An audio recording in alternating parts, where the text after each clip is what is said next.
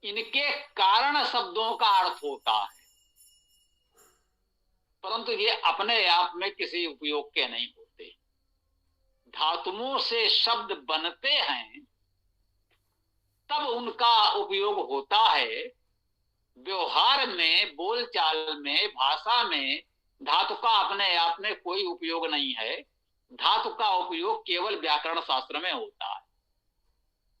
अब यहां भी ध्यान दीजिए, हम व्याकरण पढ़ रहे हैं तो धातु कह रहे हैं जो सभी शब्दों में कहीं जुड़ा छिपा होता है। और जब आप भौतिकी पढ़ेंगे, यांत्रिकी पढ़ेंगे, तो वहां धातु का अर्थ कुछ और होगा। कुछ विशेष प्रकार के पदार्थों को धातु कहते हैं। वहां आपको धातु के गुण बताए जाएंगे, उनमें कितनी नम्यता होती है, कितनी चमक होती है, क्या दृढ़ता होती है, आदि आदि। वो धातु एक विशेष प्रकार के पदार्थ होते हैं जो विशेष गुणों को धारण करते हैं, उनको धातु कहा जाता है।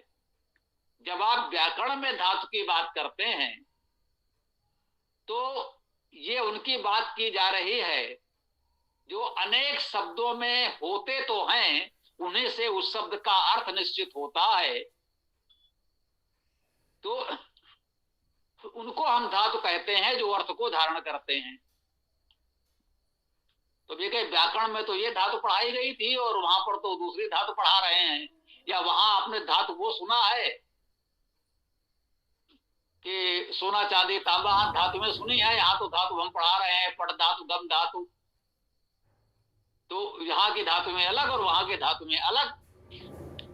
तो यहाँ जो धातु की परिभाषा है वो व्याकरण में जब धातु कहा जाएगा तो उसका वही अर्थ आएगा, और जब वहां पर धातु कहेंगे तो वहां वाली परिभाषा चलेगी। ये सदैव ध्यान रखें, ये कभी भ्रम न पालें कि ये अर्थ वहां हमने पढ़ा था तो यहाँ भी वही लगा दें। तो धातु वास्तव में शब्द नहीं, शब्दांश है, ऐसा भी कह सकते हैं। ये पूर्ण शब्द नहीं होते, शब्द का अंश होते हैं। धातु में प्रत्यय जुड़ेगा तब शब्द बनेगा, परंतु अर्थ इसी से निश्चित होगा। इसलिए धातुओं का विशेष महत्व है, आपको जानना चाहिए। धातु से ही सामान्यतः नाम शब्द बनते हैं। संकेतवाचक जो यह वह हमने कहा सर्वनाम जिन्हें कहते हैं, तो सर्वनाम को छोड़कर शेष नाम शब्द और क्रियाएं धातुओं से बनती हैं। इसके पश्चात है अव्यय। अव्यय में कुछ भी व्यय नहीं होता। आ नहीं व्यय, ये जैसे हैं वैसे ही रहेंगे, इनमें कोई व्यय नहीं होगा, कोई विकार परिवर्तन नहीं होगा, ये वैसे ही होंगे। अर्थात इनमें कोई विभक्तियां नहीं जुड़ती, इनका द्विवचन बहुवचन नहीं बनता, इनका प्रथमा द्वितीया तृतीया विभक्ति नहीं बनती, इनमें कोई भूतकाल वर्तमान काल भविष्य काल नहीं बनता। ये सदा सर्वकाल सर्व विभक्तियों में सर्व वचनों में एक समान रहते हैं, इसलिए इनको अव्यय कहते हैं। इनमें कभी कुछ व्यय नहीं होता। यहाँ इसके पश्चात उपसर्ग कहा गया है, और हमने आपको बताया है कि वैदिक भाषा में उपसर्ग भी अव्यय ही हैं, और लौकिक संस्कृत में पहले कुछ अव्ययों को उपसर्ग माना गया है जो सदैव शब्द के साथ जुड़े रहते हैं, उन अव्यय को उपसर्ग कहते हैं। इस रूप में जान मान लें। वेद में हमने आपको बताया आ और अन दो ही उपसर्ग हैं जो सदैव जुड़े रहते हैं शब्द के साथ, से सभी उपसर्ग स्वतंत्र रूप से स्वतंत्र शब्द के रूप में अव्यय के रूप में प्रयुक्त होते हैं। तो वैदिक और संस्कृत भाषा का ये अंतर भी समझते चलें। इसके पश्चात प्रत्यय है, पांचवा भेद हमने प्रत्यय बताया है। इसे भी कहा कि उपसर्ग शब्द से पूर्व जुड़ते हैं, ये शब्द से पहले जुड़ेंगे। प्रत्यय शब्द के पश्चात जुड़ेंगे। ये धातु के पश्चात जुड़ेंगे तब शब्द बनेगा। अभी सहज भाव से आप मान लें प्रत्यय दो प्रकार के हो गए। जब ये धातु से जुड़ जाएंगे तभी वो सार्थक शब्द बनेगा, लोक व्यवहार में प्रयोग करने लायक। इसे पद कहते हैं। शब्द तो है, जब कुछ विभक्ति जुड़ेगी तब वो पद बनेगा, और विभक्त जुड़ने से पहले धातु में कुछ जुड़ेगा, तब वो शब्द बनेगा। एक तो प्रत्यय वो जो धातु से शब्द बना देते हैं, और शब्द बनने के बाद भी कुछ प्रत्यय जोड़ते हैं, वे दूसरे प्रकार के प्रत्यय हो गए। और विभक्तियां जुड़ती हैं जिनसे वचन और कारक का पता चलता है, इन्हें आप चाहें तो तीसरे प्रकार के प्रत्यय कह सकते हैं। विभक्तियां भी एक प्रकार से प्रत्यय हैं जो शब्दों के बाद जुड़ जाते हैं, उससे वचन और कारक की जानकारी होती है। वचन और कारक उन प्रत्ययों से निश्चित हो जाते हैं। ठीक है, तो पुलकित जी की निर्धारित समय सीमा हम लोग पार कर चुके हैं। शब्द भेद की विस्तृत चर्चा हम लोग अब कल करेंगे। आज का ये वैदिक संस्कृत का प्रकरण यहाँ विराम दिया जाए। कोई प्रश्न हो तो कर लें, फिर वेदाष्टक पाठ करें और हम वेद मंत्र व्याख्या करेंगे। ओम। प्रत्यय को एक बार फिर समझा दीजिए।